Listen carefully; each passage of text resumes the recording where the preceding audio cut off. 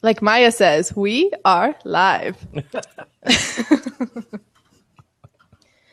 Hello, hello, and welcome to the Literary Roadhouse Book Club. Today we're discussing Your Heart is a Muscle the Size of a Fist by Sunil Yapa. I'm Anais. And our guest today is Michel La Ronn. He is a science fiction and fantasy author. His most popular series is his science fiction thriller Android X. He's also a YouTuber at the Author Level Up channel, where he publishes videos for authors every week that help them become savvier entrepreneurs. He's a podcaster too, and the co-host of the To Be Read podcast, where he talks about the books he's currently reading. You can check out TBR at tbrpodcast.com. Hi, Michael. How are you? Hi, Anais. How are you? Good. It's awesome to be here. Yeah, we finally got you on after talking for a long time, like a year. Yeah. Finally. Yeah, definitely. Yeah, it's good. I'm looking forward to the book discussion. It's going to be awesome. Mm-hmm. And with us today is also our regular host, Gerald, who's joining us just hours before a delicious Easter dinner. Hi, Gerald. Hey, you got to do these things. Yep. We're missing a background cackle of delight. Maya couldn't join us today, and we will miss her. Okay, so let's just start with our top level question, which is always, what did you just think of the book? We'll start with Michael. Yeah, my initial impression of it as I first started reading it was that I liked it a lot. I thought it was well written. I thought it took an interesting historical event, and it's kind of weird to say historical, and it was like less than 20 years ago, but an interesting historical event that not that many people know about.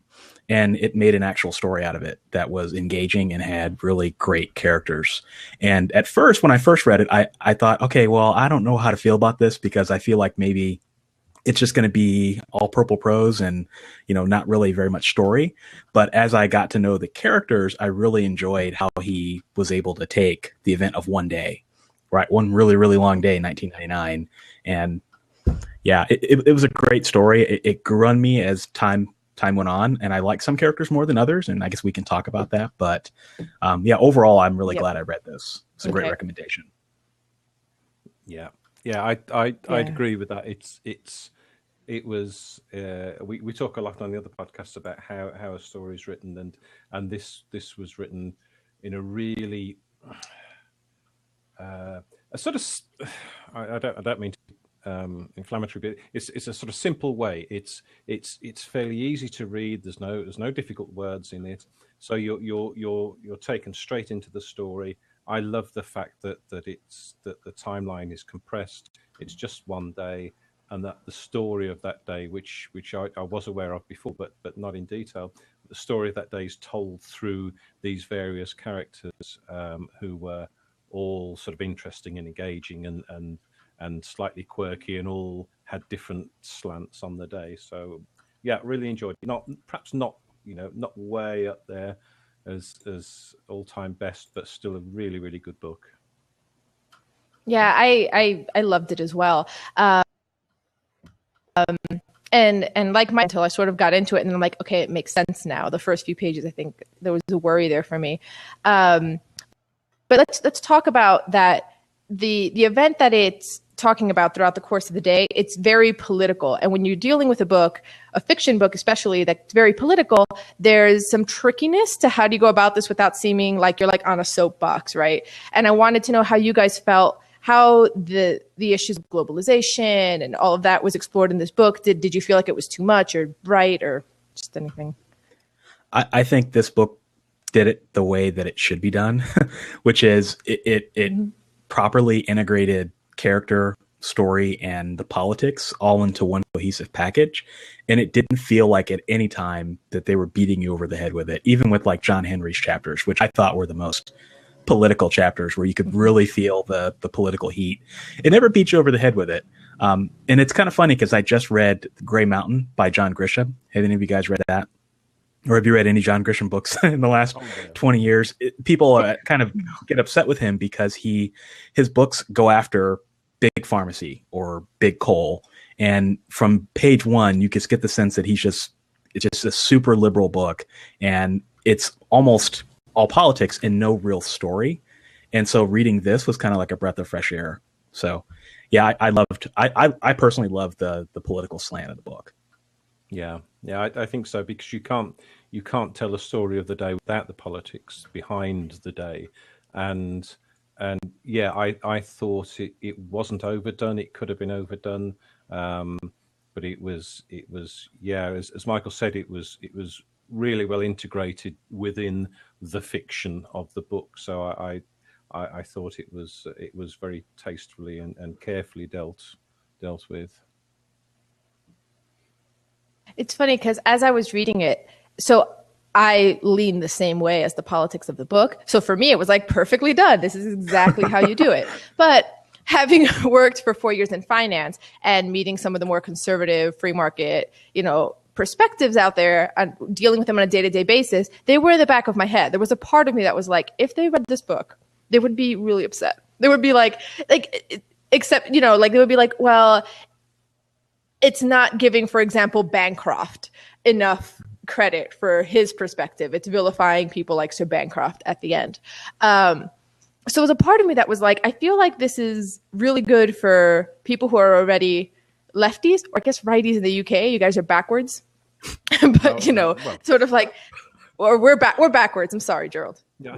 We're all backwards. We flipped it. Liberal is left. The socialist is left in the UK. Oh, okay. But isn't that the more conservative party? Okay. Well, the point is, colours that are different over in the UK. So the okay. The socialists are red and the conservatives are blue. Okay. So the people who are already leaning towards socialism or are centrists might be very well swayed by this. But people who are already on the far right, I'm like, I wouldn't be able to recommend this to them because I know they'll just reject it at face value, right? Like I had that little thing in the back of my head where I was like, if I was reading this with so and so and so and so who I know, they would not be okay with it. But that doesn't mean the story shouldn't be told or shouldn't be told in this way. I still thought that it was told very well, and I liked the characters that were chosen to tell it were chosen very carefully, which I liked a lot.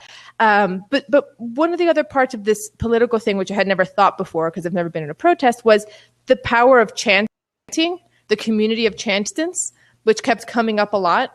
Have you guys ever experienced that, or how did you feel about that, or how it was portrayed? You mean just the chanting element, or like having been in a protest?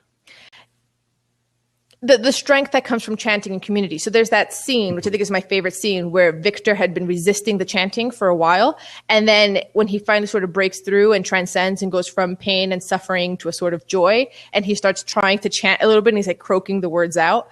And then the power that gives him, and it fuels him for the rest of the book. I was just wondering if you guys had a stronger reaction to that as I did, because I've never experienced anything like that. Yeah, I guess that scene didn't particularly jump out at me. I've been in some protests, and I guess I've never felt that. It was more like, for me, being in the protest, the chanting just gets old. It's like, come on, It's like you say the same thing for 6 hours, and you get tired of it. So, yeah, that didn't jump out at me. But what did jump out at me was the community aspect that you had mentioned, like just the way that that event just brings people together. I thought was interesting, and honestly, there are people that probably wouldn't have been brought together prior to the event, like John Henry and King and John Henry are like an item, but like John Henry and Bishop, or Victor, not John, Victor. Yeah. I thought that was interesting. Yeah, you see this in not just in protests, but in all sort of walks of life, that when a group of people get together, the behavior of the group is very different to the behavior of the individuals, and I've seen this just in social gatherings where a group of people with a common interest get together, and then their behavior gets a little bit extreme, a little bit noisy, a little bit antagonistic, a little bit too much. So I think there is that, and I think from both sides, I got notes about this, about both sides, from the police and the protesters' point of view, that their behavior as part of a group is very different to how their behavior would have been had they been individuals. Yeah, I think that's true. That's especially true, I think, for like Julia and Bishop. Not so sure about Park, who seem to just kind of love this. But but this is a good chance to talk about the characters, because Michael, you were saying you like some more than others. Which ones? Why? I would say my favorite character was probably Bishop, just because he was such a stark contrast to everything else that was going on. And in some ways, like you had mentioned, people that lean left are probably going to enjoy this book more than others. I think he's a character that people who don't necessarily lean left can kind of latch onto, because he doesn't believe in any of the philosophy of John Henry and what Victor are doing. So I liked him a lot. I honestly didn't care that much for Park. I wasn't a big fan of Julia either. I just kind of thought they were, for lack of a better word, your type A cop types. And plus, there's another book I read recently that has a character named Park in it that's almost like the same character. So I kind of felt like it was deja vu. But yeah, I would say Victor and Bishop are probably my favorite characters. And I like John Henry, and I like the Doctor too. Dr. Farming Singh, however you say his last name. Charles Wickham Singh. Yeah, Wickham Singh. Yeah, like however you say his name. I thought he was a great character. I would have liked to have seen more of John Henry. He wasn't in it as much as I thought he would be. But those are my favorite characters. Yeah, I think I'd agree with Bishop. I like the characters that through the events of the day changed in some way. So you saw Bishop change quite considerably, and also Dr. Charles, because his immersion within the protesters, he then began, rather than this group of noisy protesters as one big bad group, he engaged with them and listened to their ideas, and so he changed his opinion of them, because he actually spoke to them rather than just ran away from them or tried to hide from them. So I like those two characters particularly. Yeah, I think Dr. Charles Wickham Singh was maybe my favorite in terms of who do I want to go grab a beer with and talk to for a while. It was definitely Dr. Charles Wickham Singh. But in terms of the characters that made me think the most, I think actually Julia was one of them, because I guess in my head I was kind of like dividing cops along Bishop or Park. Right. And Julia's very much in the middle. And I thought it was very well described how she came to make the choices that she made, why she fired a live bullet in a way that was like, I still don't agree and I still don't think this should be happening, but I'm very sympathetic to how you got here. So I really like that. And we haven't really talked about King as much. That's right. And yeah, I liked King, but I think King might be the most, I don't want to say difficult to swallow, but there's something about her fieriness that can be at times off-putting, but then it's balanced with her work as a medic during the protests. I was just wondering what you guys thought of King. She was like in the middle for me. But sorry, my finger got really close to the camera there. She was in the middle for me. She was an interesting character in that you never really quite knew what she was going to do. Like I felt like she was really driven more by like passion and what felt right at the time.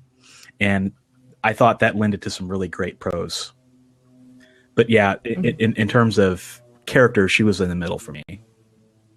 Yeah, I think she was kind of, it's kind of difficult to get a handle on her, and John Henry as well to a certain extent, because she seemed so passionate, believing in what they were doing.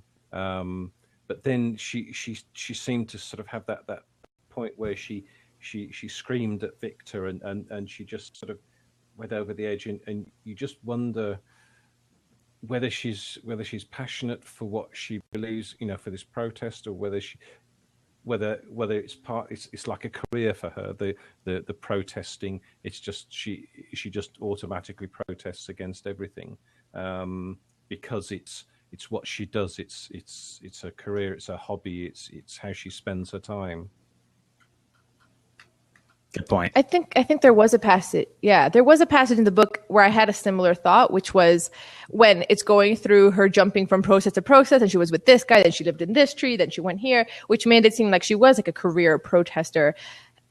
In a way, so was John Henry, but John Henry seemed more focused. He seemed more focused on what he was against, because he was a labor union guy. So he was very much into labor issues, and that was like his narrow slice. But I think one of the things that I really liked about King was the struggle she had between her natural tendency towards violence. Because remember, when she ends up cracking, it's not until she cracks that she grabs the crowbar and breaks the bank window. But in the beginning, she was very much all about the peaceful resolution of things. She had been trained in that way. And I think one of the lines that stuck out to me in the beginning was in that first initial encounter where Park is up on the horse and he has the baton and he's about to hit Victor. And then King intervenes. And there's that moment where she just puts her hand on the horse and she's like, I lost control. Like, you know what I'm saying? Like the difference, the way she changed in what she considered losing control or to be too violent changed in a stark way. Because in the beginning, when Park lifts his baton to strike, like, yeah, I totally have this coming for having dared to touch the horse. And then by the end of it, she's smashing windows. So, and climbing an armored vehicle and attacking a cop. Like, like she flips completely. Yeah, she's an enigma, that's for sure. Mm-hmm. Like, out of all the characters, I think it like you said, Gerald, it was kind of hard to figure out where she's coming from. But that's what made her so interesting, I thought. And one thing I learned is that protesters are trained. I never knew they had training in the art of I just thought they just sat down or shouted and exactly. They've been gas masks and everything. Yeah. No, go ahead. I just thought that was interesting. Yeah. I was just going to say, but it makes sense that they're trained. And remember, there's that point where they're like, we should have put Victor in. Victor wasn't trained to have his arms in a PCP pipe and sit there. Mm-hmm. But it's the mental fortitude, right? Because that's what I was saying. Like, John Henry insisting that chanting gets you there. Even though I've never experienced that, I still believed him. There was something about the way that it was written where I was like, there probably is a point where chanting is just chanting and you're just saying words, or a point where it breaks through and the focus on chanting is what helps you resist.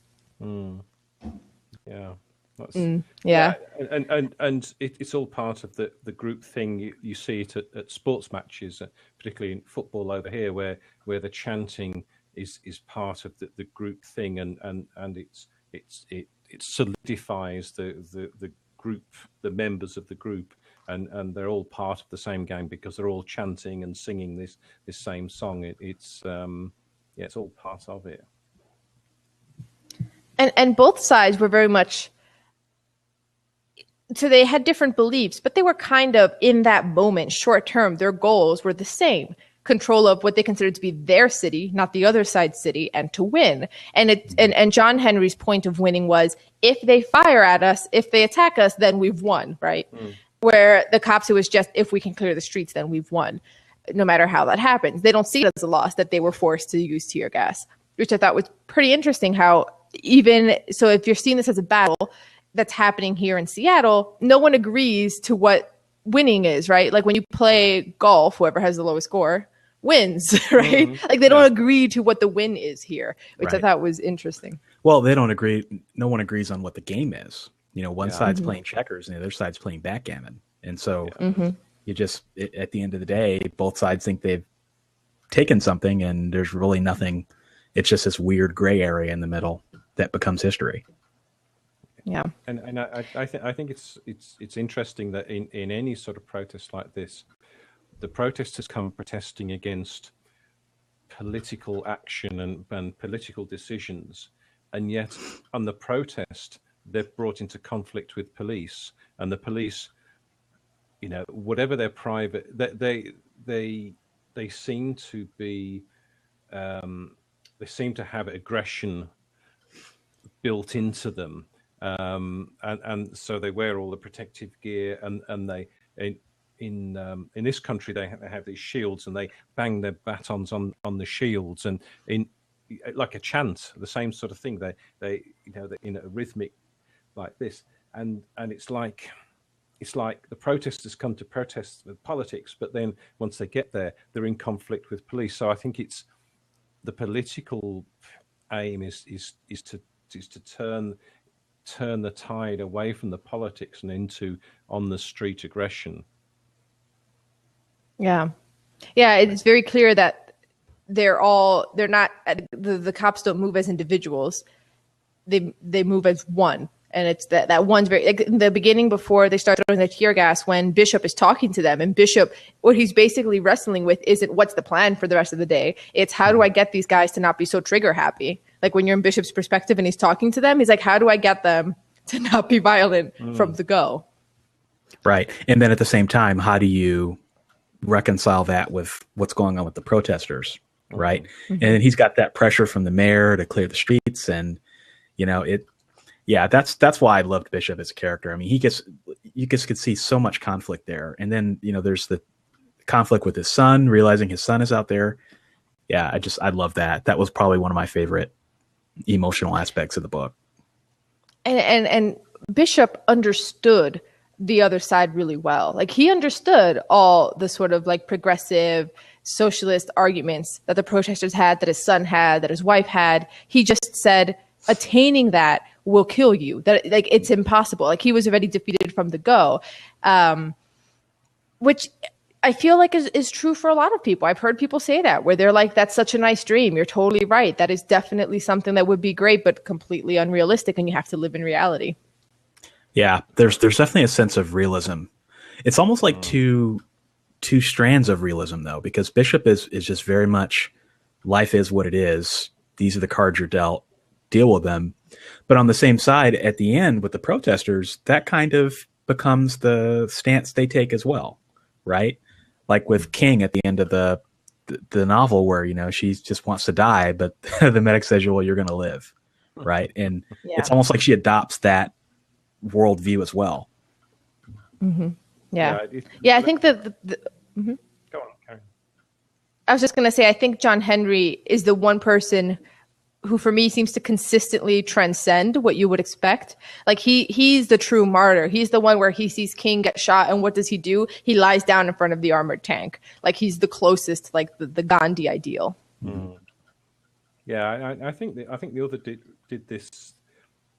When you sort of think about the mayor, and think that the mayor put Bishop in this situation where without knowing the real situation on the ground, the mayor, who's safe somewhere else, says, "I want you to do this. You need to do this," and that echoes with the politics of war, where politicians decide we're going to fight a war over there with these people, and all these poor people say, "Okay, off we go, and we'll put our lives on the line." The politicians don't never fight. They're sat in their offices and making the decisions. And I think right at the end, when there's a great line to Charles, when I can't remember the guy's name that he was talking to, the guy in the wheelchair, was said, "Politics, Charles, is not for idealists," and it really sort of hit home to me then that's one of the messages of the book, really, to show that no matter what's going on the ground, all the decision, yes, you can disrupt the decision making and you can stop the meetings, but that doesn't have any effect because they're going to do what they're going to do anyway. Exactly. Did any of you guys get the sense that the entire book was one big chess analogy? Like with Bishop, with King, with Victor being pawns. I just, as you were talking, I was like, oh yeah, because you think about Bishop, right? I mean, he's being manipulated. Yeah. I just thought that was a cool reference. I don't know if the author even intended that, but yeah, I don't know. I was trying to analyze all the names. The character in the wheelchair, whose name you forgot, is Bancroft, which to me sounds kind of like bankrupt, and he's kind of morally bankrupt, but also the word bank, like the bank sound is in there, and he's very much about money. So I thought that had to be intentional. I think that probably was too. And Victor, his name, right? Like the idea of Victor, and then John Henry. Wasn't John Henry historically, wasn't he like some... That name sounds familiar to me, like in American history. Now I'm Googling. Yeah. I was... Yeah. Like when John I saw Henry... that, I thought it was almost like a historical thing, but then I was like, no. Yeah, it's folklore. He's an African-American hero and tall tale. He's said to have worked as a steel driving man, a man tasked with hammering a steel drill into... hammering a steel drill into rock to make holes for explosives. Yeah, that's what I thought, Yeah. No, that makes sense. Yeah. No, that's a good point. I don't know so much about Julia or Park. There must be. We're just missing it because all the other ones seem so well named. I was going to say... They keep referring to Julia as Jew. Jew. Mm-hmm. J-U. I wonder if that's... Don't know.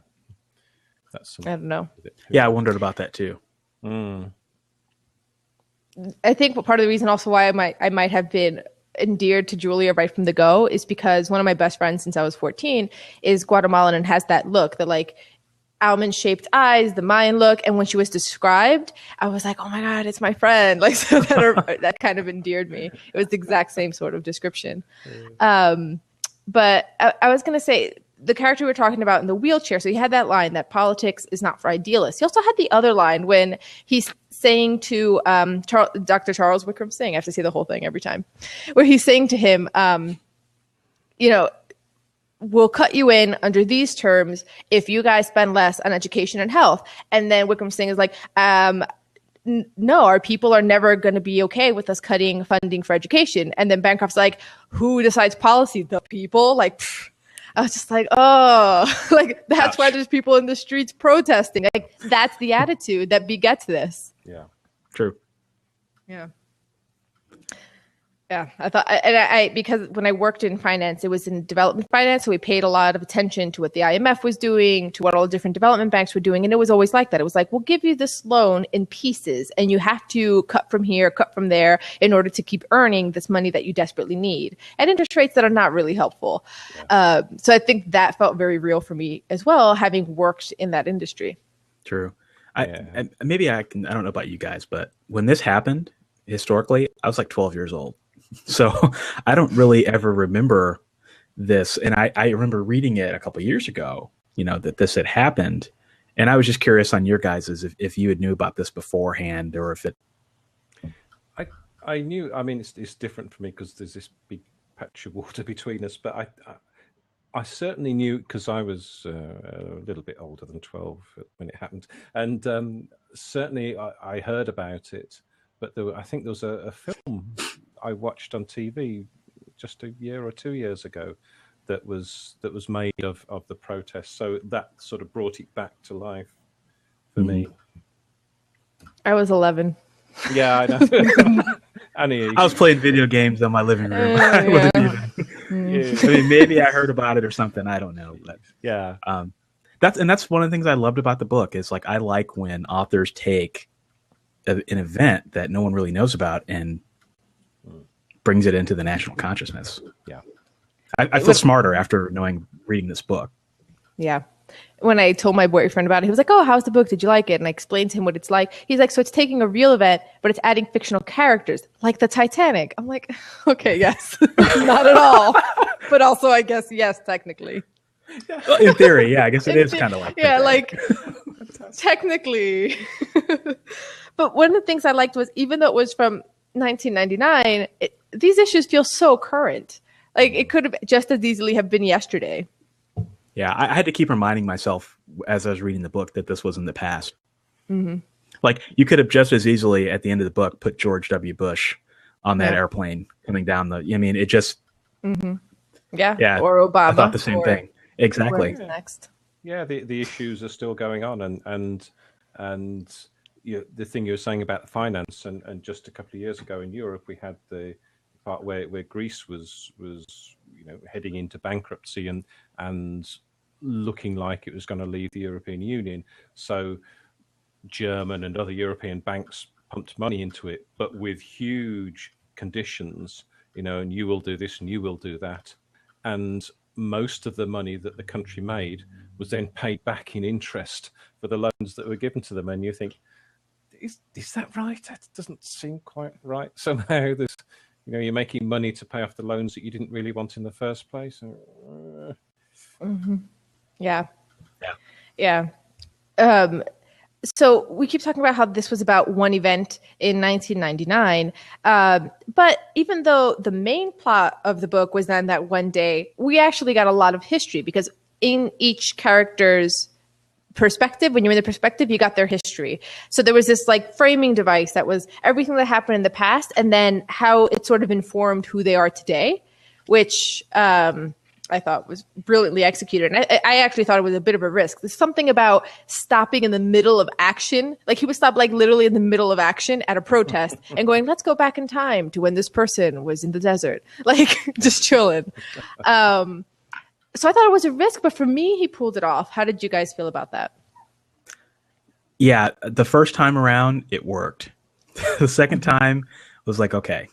Like I remember thinking about it when the canister's in the air, right? And then it ends with the canister in the air. It took like 5 chapters for that canister to fall. Yeah. Which I was like, oh, this is kind of awesome how he did this, like it. I mean, it felt really dramatic, but at the same time it worked, going back because when it fell, you really were more invested in the characters than you were before. Yes. So yeah, in general, I thought it worked really well. Mm-hmm. And other novels, I probably would have said the opposite, just because we all know info dumps. No one really likes those, but I thought it was effective here, especially the parts with Victor and his mom. And I think also that, as you say, because the author stops the action with the canister in the air, so you're right in the middle of some action, so you don't feel like you're missing anything. You don't feel so when you come back from the backstory, you're right there again. You're right in the middle of the action. So I think because it's such the actual protest itself is such an action-filled, violence-filled narrative that you sort of gallop along the actual story of the protest, and all these things are sort of really well, I thought, put into that main narrative. So you're instantly back in the main timeline when you come back from a bit of backstory. So I thought that was really well done. Mm. And he changed the pacing of it. So there was at one point when King is thinking about the time that she killed a man on the border of the U.S. and Mexico, where it was like whiplash. It's like, this is happening, and now she's seeing the guy approaching. Now this is happening, and there's his parked car. This is happening, there's the shotgun. Like boom, boom, boom, like protest, the killing, which wasn't always like that. Sometimes he would stay in a scene in the past, like he did when Victor's father, when Bishop burned the books and twisted his arm. So I thought the pacing of it was really clever as well. And I think, if I recall correctly, I might be wrong, but when the flashback and the protest had the most action was when it was like a little bit of whiplash, and you had to stay on your toes, because if you did it, you might be like, I don't know if that happened today or in the past, because sometimes those violent things sync so well together. True. Yeah. Yeah, you definitely had to stay on your toes when you were reading this, especially in the second half of the book. Mm-hmm. Literally on your toes. So there's this thing that I sort of learned from my grandma when I need to focus, but I'm kind of getting sleepy for whatever reason. She would just get up and like pace around the house. I was pacing and reading this, but then I would get sucked into the book. So the walking worked. It woke me up. But then I get sucked into the book, and before I knew it, I'm walking a circle in my living room for an hour like a crazy person because I'm just like glued. I need to try that someday. Just walk around my living room. That sounds like yeah, awesome. Yeah. And I think especially for the action scenes, it kept like my blood pumping, because like I'd be sitting in my little armchair that reclines all the way back, and I'm like, I'm not feeling the action.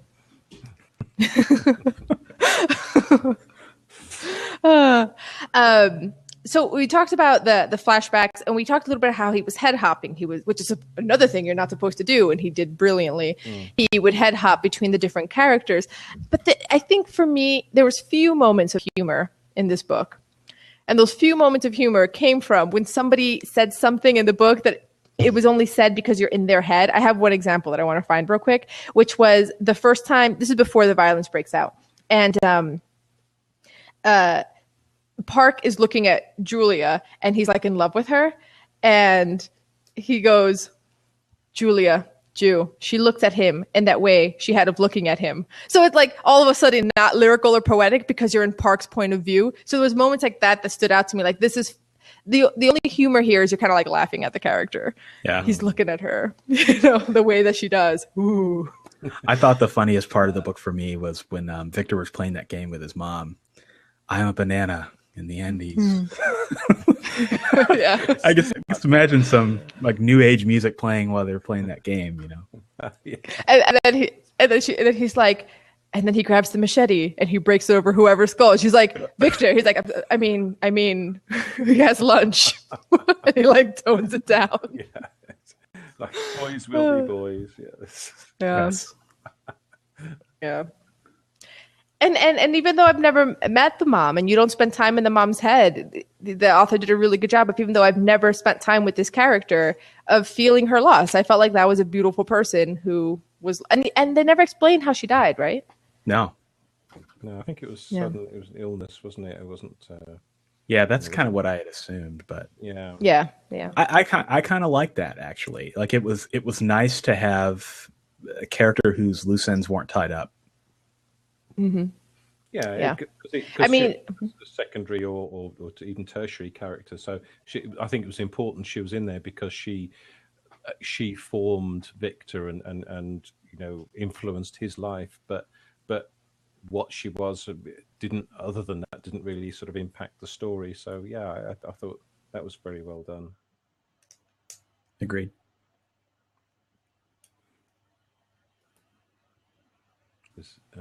Does Victor die or not? I know it's not the point of the book, but I think people might be curious. Like, do we all agree one way or the other? Like, do you guys think he died or not? I think he survived. Yeah, me too. I think he survived. I thought the tone of that last chapter of him in his father's arms, I thought they were going to survive. And wow, so you guys are all survived. We have Maya here in the live chat saying survived. I thought he died. I thought, what? I was pretty clear. Oh, okay. I don't want him to die. I love Victor. Victor's amazing. but I mean, the reason I thought he died was because so he's there. The father's like holding him, waiting for help to arrive. And then he starts sort of like seeing his mother and approaching his mother, who's waiting for him to come home. His mom's dead. So coming home to his mom, to me, that suggested that he's probably going to die. And there's that line about Victor wanting to let go. So I thought he dies, but maybe I'm just grim. Yeah. No, I mean, you could be right. I mean, I think it's certainly open to interpretation, but I thought he was going to survive just simply because King did. And maybe that's just not the best way to think about it. But, she wanted to die. She wanted to let go, and she had to survive, right? And so I thought the same thing about Victor. Like, it was the same thing with everyone. Because I don't think because I was thinking historically, like, no one died in this event, right? Historically? It was technically 5 days, though, wasn't it? Wasn't it just, like, I think there was maybe 1 day of a lot of violence, but... Yeah, I don't think anyone died, though. So that's why, I was thinking, oh, well, he couldn't have died because... No, I'll have to look it up. I'm doing it right now because I'm like I need to know that anyone died. These pictures are pretty horrifying, though. Yeah, I remember seeing a few of them a few years back, and they're not pretty. Yeah. Oh. Well, the whole scene with Eddie, where they're like doing the pepper spray under her eyelids with the cotton swabs. Yeah, ooh. It's horrible. And you think, why would you do that? Why you can't imagine any individual thinking that was an appropriate action, but they get wound up in the moment. They the chanting becomes aggressive towards them, and I presume that they're they have the little briefing beforehand, and I'm sure they've got all this stuff, the pepper spray and the CS gas and everything, and like it says in the book, you don't take this stuff and not be prepared to use it. So I think they just sort of it's almost like they just fall straight into it, that we've got to disperse these people, and the protesters weren't attacking them by and large.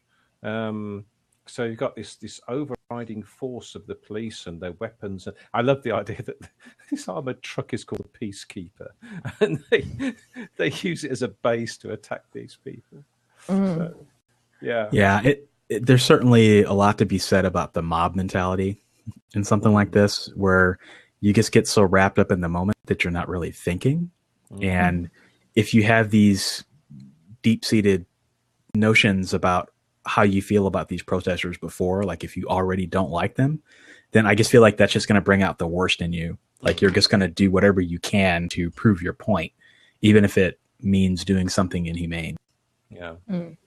I sometimes wonder, I've never been in the military, but I sometimes wonder when they're heading out to a conflict, what is said to them and what they're told about the people that they're going into conflict against, and when you hear some of the atrocities that happen, it's so you can't understand it. It's inhumane, but then if they've been told all these things and they're out to kill your daughter, and they rape young girls and boys and children, and they did it in the Second World War too. This propaganda that they were fed, that Germans were raping babies, and you think, what? So when you get into the direct conflict with them, you've got very little hesitation in meting out some punishment for that.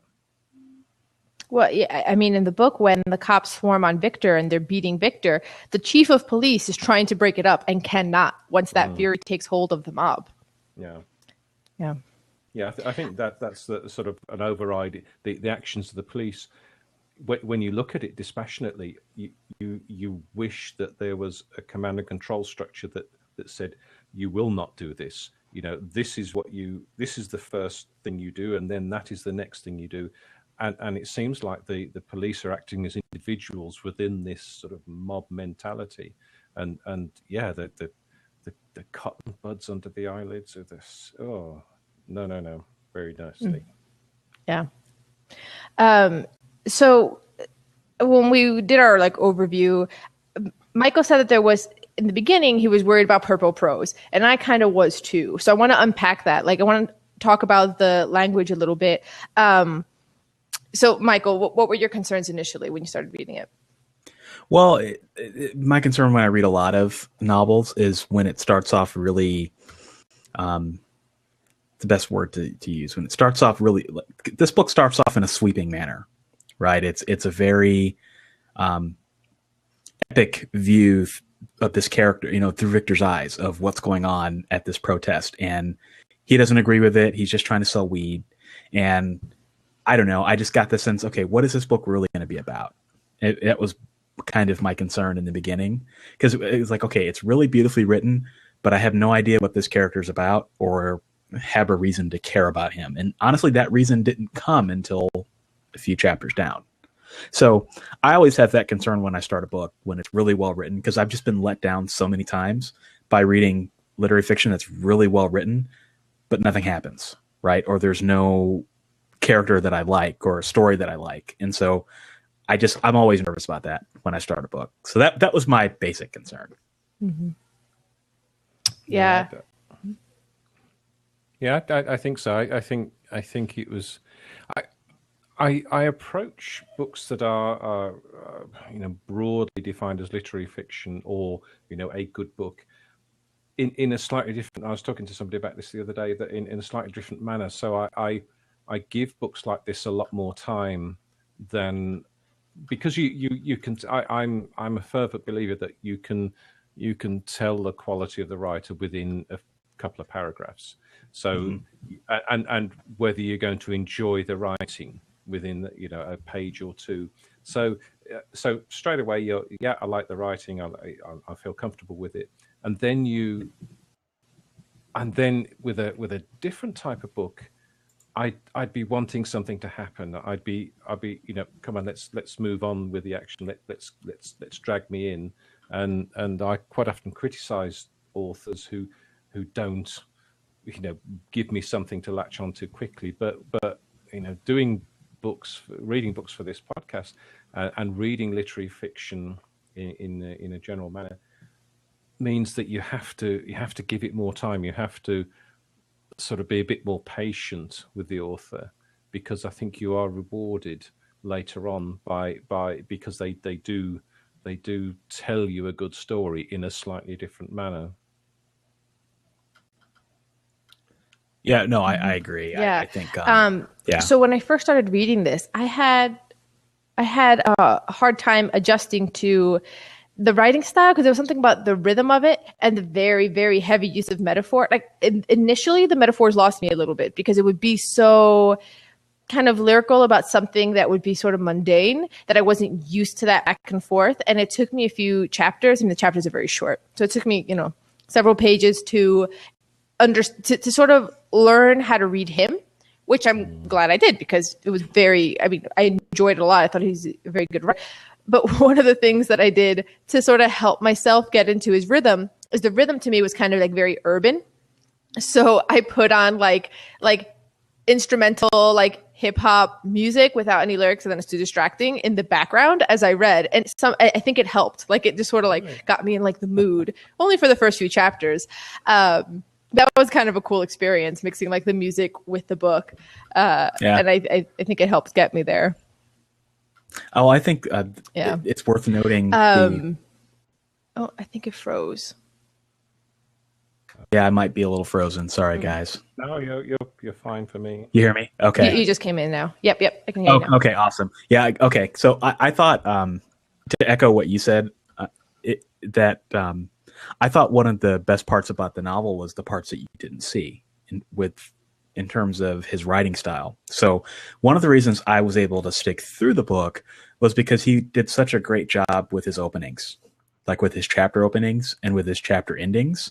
Like he always opened them really deep inside the head of that character, and he always closed the chapters on a cliffhanger or an element of suspense. So with those short chapters, it was easy for me to keep reading because it was like a little cookie. You know, you pick up the cookie and you read the next chapter and you pick up the next cookie. And by the time you've invested in the characters, you've got a really big jar. And I'm using a metaphor. I hope I'm not losing you. Fantastic. Yeah. Plus, I'm reading an ebook, and when the ebook's like 6 minutes left in chapter, I'm like, I got 6 minutes, and then like 3 hours later, in like bursts of 6 minute chapters at a time. And I also noticed that the first half of the book had this kind of like baton feeling. So like at the end of Victor's seeing the white, red bearded labor union guy. The next chapter is John Henry. Then John Henry is seeing, I think the one after that's Bishop. No, it's Park. He goes to Park. So he sees Park. And then like, I don't know if it kept up that thing towards the end. I think I was so into it. I wasn't paying attention to the writer devices. Like once I really get into the book, I stopped paying attention to stuff like that. But the first half, I thought it was really smart how it would do that. Like I always knew who was next. Well, I took a writing course not that long ago that talked about character development and how it is. Oh, where's she gone? Whoa. Are you still there, Anais? Yeah. Oh. She'll be back. Yeah. Yeah, I'm still here. Oh, really? Oh, okay. You can't. We just can't see you. Yeah, your window's closed. Oh, I can't see you guys either, but I can hear you. Okay. So you were saying, Michael, about taking a writing course? Yeah, I took a writing course on character development, and one of the things that they talk about is that character development is a character reacting to an event, and you're seeing the character's opinions of that event and of other characters, and then you're seeing other characters have opinions about your main character. So there's like this ping pong back and forth, and that's what develops the story and the characters and gets you to care for them. And I thought that he did that really well. This was like a perfect example of that. You know, you can just like with the, you know, seeing the labor man and the big beard, and then you see John Henry, right? It's his chapter. Like it made me think about that. Yeah, that's the first thing I wrote down was the I loved the way that he showed certain scenes from multiple perspectives and jumped from the person. I said it's like being in a scene in the middle of action and then seeing it from a camera and looking at it from a different perspective. And I thought that was done very well, because at no time did I feel, oh, you know, we've jumped to because it was all relevant. It was, I think when he changed to a different character and a different point of view, I think you sort of, because there were a small number of characters and they were very well drawn and very individual, you dropped straight into that character, and I love the sort of references to what you've just read as well. I thought that was really good. Yeah, I agree. It was almost like a three-dimensional view of the event, right? Because like you're like with the protest, you're in Victor's head, and then you're in Bishop's head, and then you're in John Henry's head, and it almost felt like a panorama in a way. Like at the end of the chapters, like you were looking at one thing, and then the camera shifts a little bit, and then you're on another angle, and then it resumes. I thought that was really effective, and also that it's not just describing the scene from a different point of view. It's describing how the character feels about what's going on and what their action is and what their motivation is. It's a completely different perspective on the same piece of action, which was very, very well done. I thought very, very well done. Definitely. Looks like she's back. I think so. Just wait till she returns. Blab doesn't like Costa Rica. Yeah, it doesn't. I'm actually texting my boyfriend across the apartment being like, are you streaming something? So. Yeah. Yeah, I have to do that too. I have to say to my wife, yeah, not watching video, are you? So I have to have exclusivity on my internet connection. And since it's the weekend, there's all the football that he needs to watch that he like streams. So I'm just Really?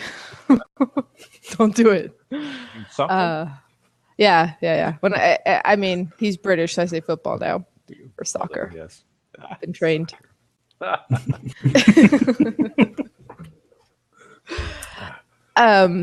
So is there anything else that you guys want to talk about with this book?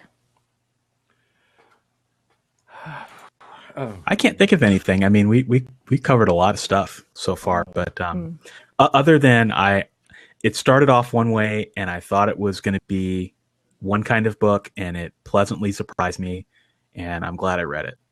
It was really enjoyable and and I don't think we mentioned this either, but a great debut novel from someone. Yeah. It's his first book, which I thought was amazing. It's like I wish my first. I listened. I know, right?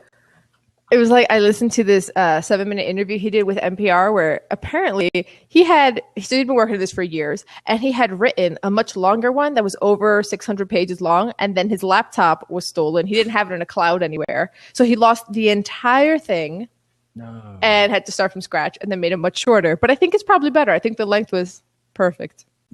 He needs to send that thief a check. I don't think I could have read this book if it was over 600 pages. I would have just, I could have done it. Yeah. Awesome. I didn't know that. That's cool. I had to watch some interviews with him. Yeah. He seems like a pretty cool guy, like his history and background. Yeah. And it's funny because so the author does a very good job of not being on a soapbox, but I still feel like or maybe this is wishful thinking on my part, that I think I know who he probably aligns with the most. Maybe it's just because it's my favorite, Dr. Charles Wickram Singh. Yeah. I think he's Dr. Charles Wickram Singh, where he's very sympathetic to the protest and he wants to fix the system from the inside and reject things that don't work, right? Because Wickram Singh does not sign the trade deal that doesn't work for Sri Lanka, and then gets together with the African and Latin American nations and is trying to fix it on the inside. Right. I may be wrong though. Sunil Yapa, if I'm wrong, let me know. I got the sense that Dr. Wickram Singh was kind of based on his father, because I remember reading in the bio that he's like, I maybe that was my sense. Like maybe it seemed like the doctor could have been his father, but that was my interpretation of it. Yeah, because his father works in something similar as well, right? If I remember correctly. It was like his father was like a diplomat or something. For the World Bank and something like that. But either way, I totally agree. Like you could totally tell, and it didn't really dawn on me until I read that bio at the end. Like, oh, okay, he's Sri Lankan. Okay, cool. Yeah, it's sort of, it's not funny really, but it's strange that Wickram Singh's story. You know, he's as he's telling his story, he's about how he's done all these things, and it's been a long process and carefully, and he's negotiated and he's done so well, and all he needs to do is get whoever it is Clinton's signature, but that's going to happen, and and then with an almost sort of dismissive tone, someone says, "No, that's not going to happen," and you just, this poor guy, he's so idealistic in a way. He so wants the best for his country, and then this nasty guy says, "No, not going to happen." And he's so self-aware too. I think he was probably the most self-aware character, because he would, he's like, he sees himself liking all the luxuries of the West. And he's self-critical about it. He's like, why am I doing this? I've been brainwashed to do this. I remember feeling ashamed when the nuns made fun of my mother's bare stomach in the sari. And now he's like, no, I shouldn't, like he's constantly questioning how he got to be the way that he is, even though you probably see the least of him. He has 6 scenes, right? Yeah. I really liked him. He's my favorite. Yeah, I liked him as well. Yeah, I felt sorry for him when he got pushed on by the cops, got pushed onto the barrow with the tomatoes and stuff. Yeah, and he's in his like late 60s, was it? Or like early 70s or something. I'm like, why are you like abusing this old man? Yeah. Crazy world. Yeah. So are we ready to do our one sentence? So, Michael, on the other podcast, we rated from 1 to 6, and we run into problems because they were always like, but I gave the last one a 5, so I can't really give this one a 5. So we're not doing numbers. So we do one sentence ratings. So it's sort of like your take on this book in like a phrase and who you'd recommend it to, who this is for. Okay. You want me to go first? Yeah, unless you want us to go first. That doesn't matter. I can cut all this out. Why don't you go first and then I can copy off of you guys? Oh, okay. That sounds good. I guess that's me. Then. Yeah, I'm a total wimp. I offer to go first and then I said, no, okay. Proceed. Wow, I'd forgotten about this. Okay. It's a deep thinking, action-related story. Very well written, very engaging, and I think I don't know who I'd recommend it to. I'd recommend it to anyone really. Okay, it's not very good, but I think it's action-packed, really smart. I'd recommend it to almost anybody. If you're sitting here thinking about that uncle you argue with at Thanksgiving who always takes the super conservative belief on thing and you're like, he'll read this and now he'll see what I'm talking about, it's not going to work. You kind of need to come in here already with an open mind, I think. But it's well written and has a lot of action, a lot of plot. Okay. Okay. I would say that this book is a smart, well-written historical window into a time that not many people know about. And I would recommend it to just about anyone, particularly those people that have the left-leaning bent, but especially to that uncle at the Thanksgiving table that really has a conservative view, just to piss him off and see what he says. Well, because as my father's gotten older, he's gotten more and more to the right, which is, it happens. And there's a part of me that was like, I want Dad to read this. I'm like, no, it's not going to work. I know it's not going to work. But there's like this like little weevil inside of me who's like, do it anyway. I've got a different view. I've changed my mind.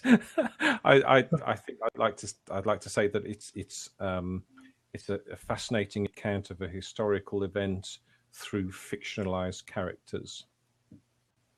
Although I think it's funny because it is technically historical fiction, but it isn't what people think about when they think of historical fiction, Yeah, I agree. In 20 years, it'll be true historical fiction, but today it's almost like historical. Yeah, but I feel like the genre of historical fiction has a romanticization to it, even if it's war, even if it's wartime historical fiction, there's still this like romance sort of to it that this doesn't have. True. Yeah. Gritty, isn't it? Yeah, gritty. Gritty's a good word. Gritty, yeah. Okay, so are we anything else to add or do the close?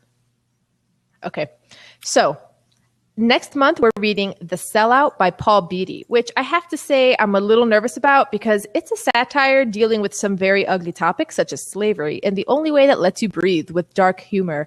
That episode will be published Friday, May 6th. As you read The Sellout, let us know your thoughts on Twitter with the hashtag LRH Bookclub, or leave comments on our Facebook page or our website, literaryroadhouse.com. If you don't, Gerald, Maya, and I may sit in a lockdown in front of your door until our demand for a literary book discussion with strangers is heard. Bye, guys. Bye. Bye.